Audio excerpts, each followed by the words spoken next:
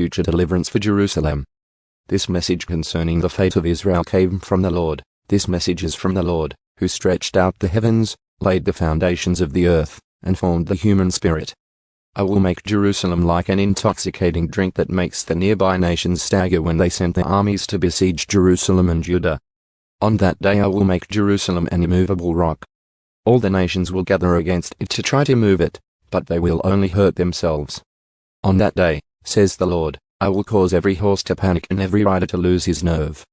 I will watch over the people of Judah, but I will blind all the horses of their enemies. And the clans of Judah will say to themselves, the people of Jerusalem have found strength in the Lord of heaven's armies, their God.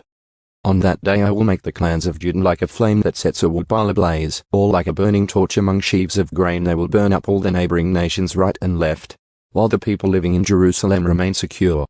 The Lord will give victory to the rest of Judah first, before Jerusalem, so that the people of Jerusalem and the royal line of David will not have greater honor than the rest of Judah. On that day the Lord will defend the people of Jerusalem. The weakest among them will be as mighty as King David. And the royal descendants will be like God, like the angel of the Lord who goes before them. For on that day I will begin to destroy all the nations that come against Jerusalem.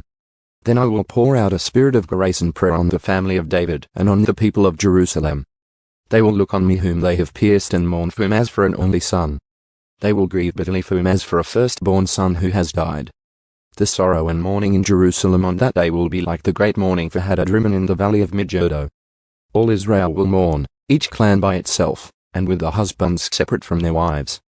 The clan of David will mourn alone, as will the clan of Nathan, the clan of Levi, and the clan of Shimei. Each of the surviving clans from Judah will mourn separately, and with the husbands separate from their wives.